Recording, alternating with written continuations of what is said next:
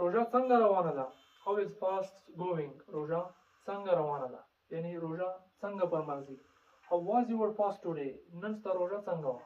How was your fast today? نن ستا روژه څنګه وه؟ I was really thirsty. زه په رښتیا هم ډېر زیات تږی وم. که موږ وایو چې زه تږی وم I was thirsty. زه تږی وم او که موږ وایو چې نه زه په حقیقت کې هم ډېر زیات تږی وم I was really thirsty. زه په رښتیا هم یعنې زه واقعي چې تږی وم. که تاسو غواړئ د رمضان مبارکه میاشت کې یو بل سره په انګلیش باندې خبرې وکړئ نو دغه ویډیو خامخا وګورئ. د دې یو وړومبی کلاس زموږ په یوټیوب او فیسبوک پیج باندې اپلوډ شوی دا یو دوهم کلاس دی. دې سره به تاسو فلوئنټ انګلیش په رمضان کې خلکو سره ووایئ. نو راځئ چې نورې جملې زده باک بایټ غیبت ته وایي.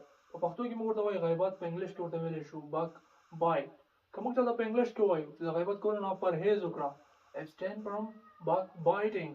د غیبت کولو څخه پرهیز وکړه abstain from backbiting. د غیبت کولو نه پرهیز وکړه. backbite غیبت ته وایي او abstain وایي لاس اخیستل یعنې پرهیز کول. abstain from smoking د سګرټ څکلو نه پرهیز وکړه and abstain from smoking د سګرټ څکلو نه هم پرهیز وکړه. abstain from Facebook د فیسبوک څخه هم پرهیز وکړه. ځینې خلک دي چې هغوی په روژه کې د رمضان په میاشت کې ډېر زیات فیسبوک استعمالوي هغوی ته موږ وایو که نه چې د فیسبوک نه هم پرهیز وکړه. abstain from Facebook د فیسبوک څخه هم پرهیز وکړه. که ډېر نه وي که نه خو داسې لږ محدود کړئ. یعنې هغه کارونه چې موږ په رمضان کې ترې لاس اخلو یعنې نه یې کوو که نه لاس ترې اخیستل نه کول دې ته وایي abstain پرهیز کول.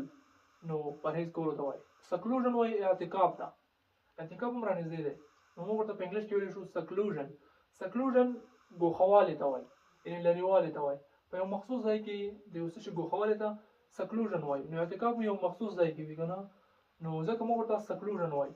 که موږ چاته په انګلیش کې تپوس کوو چې ته به اعتکاف ته کښېنې will you sit in seclusion آیا ته به اعتکاف ته کښېنې موږ چاته وایو چې یاره ته خو په روز کال اعتکاف شوی وي آیا سږکال به هم اعتکاف ته کښېنې will you sit in seclusion آیا ته به اعتکاف ته کښېنې الله willing هغوی موږ ته وایي چې انشاءالله زه به اعتکاف ته کښېنم الله willing انشاءالله زه به اعتکاف ته کښېنم او definitely بالکل یا ضرور بالکل یا ضرور definitely یعنې بالکل ته یعنې ضرور زه به ضرور اعتکاف ته کښېنم definitely موږ ورته استعمالولی شو.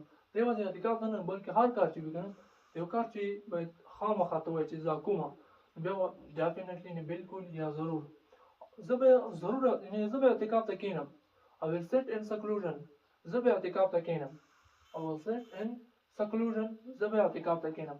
seclusion اعتکاف ګوښهوالی ته وایي. د روژې د اخرې ورځې تاسو ته ډېر زیات مبارک وي او زه امید کوم چې دا به ډېره ښکلې تېرېږي او الله دې قبوله کړي. که تاسو غواړئ د رمضان مبارکه میاشت کې یو بل سره په انګلیش باندې خبرې وکړئ یعنې فلوئنټ انګلیش خلکو سره ووایي.